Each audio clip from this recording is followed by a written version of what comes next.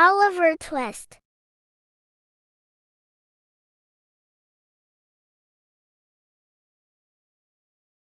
Oliver makes a decision. After a month as an apprentice, an event that seemed small and petty at the time would end up changing Oliver Twist's future.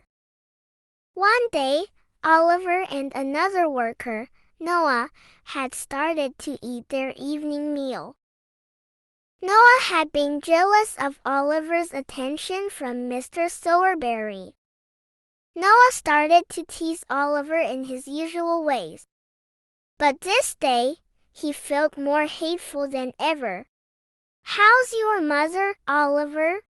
"She's dead," replied Oliver. "Don't say anything more about her." Oliver breathed quickly. His eyes started to tear. "What did she die of?" asked Noah, smirking. "A broken heart. That's what some of the nurses told me." Oliver appeared to be talking to himself. "I think I know what it may mean to die of that." Tears streamed down his face. "What are you sniffling about?" asked Noah. "Your mother was a bad one, you know. You must know that." "What did you say?" asked Oliver. "I said she was a bad one," said Noah. "Good thing she died when she did, or she would have probably been hung." Crimson with fury, Oliver overturned a table and some chairs. He grabbed Noah by the throat and shook him. With a heavy blow to the head, he knocked Noah to the ground. Just a minute before, Oliver had looked like a quiet, meek, dejected creature. But his spirit was roused at last. His blood was on fire. "He's going to murder me," screamed Noah. "Oliver's gone mad. Someone help me." Charlotte and Mrs. Sowerberry rushed into the room. "You little wretch," screamed Charlotte as she grabbed Oliver's arm. "You ungrateful, murderous boy." Noah was able to regain his footing and, with the help of Mrs. Sowerberry, they subdued Oliver. They dragged a kicking, screaming Oliver into a closet and locked him inside.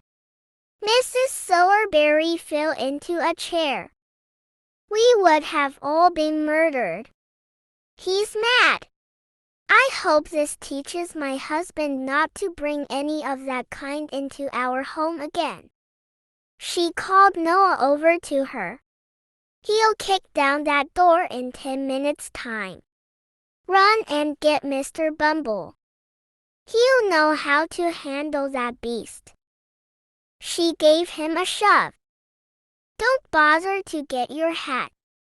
Be off with you and get us help at once."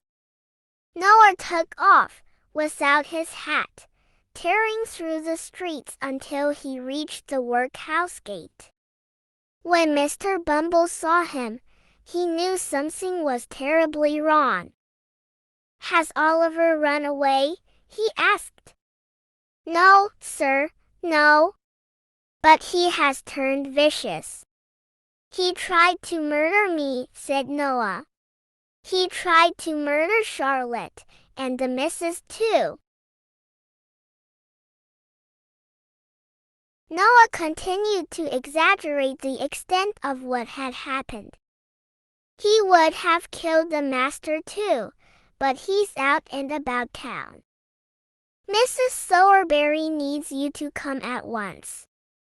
When they arrived back at the undertaker's home, Oliver was still screaming and kicking at the door. Bumble walked toward the door and gave it a swift kick himself. "Oliver, do you know who this is?"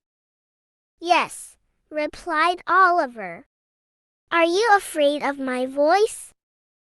Are you trembling? Asked Bumble. No, shouted Oliver.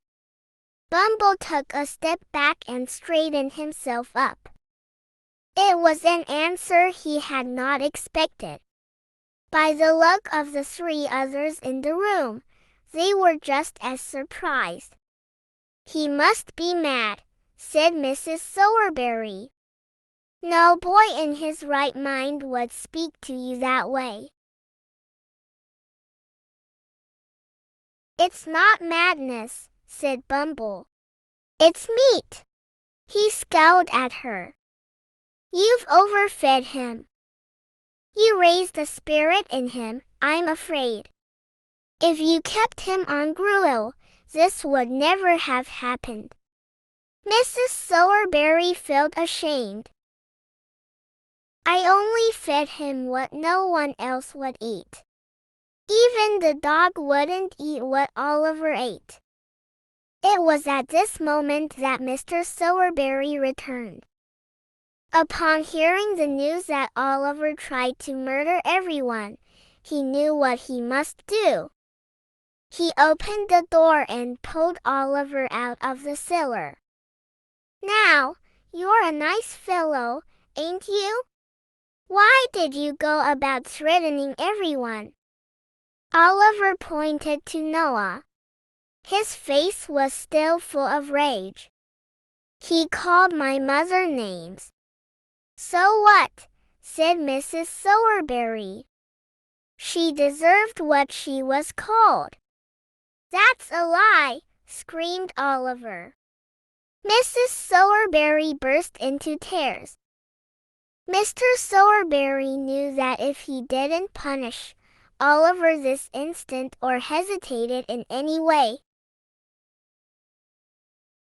there would be a price to pay with his wife.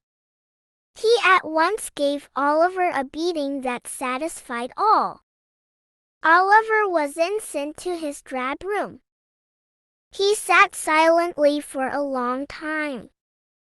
Finally, he rose to his feet and opened the door. He stood looking out at the vastness of the cold world. He looked up at the stars which seemed so far away. He closed the door softly.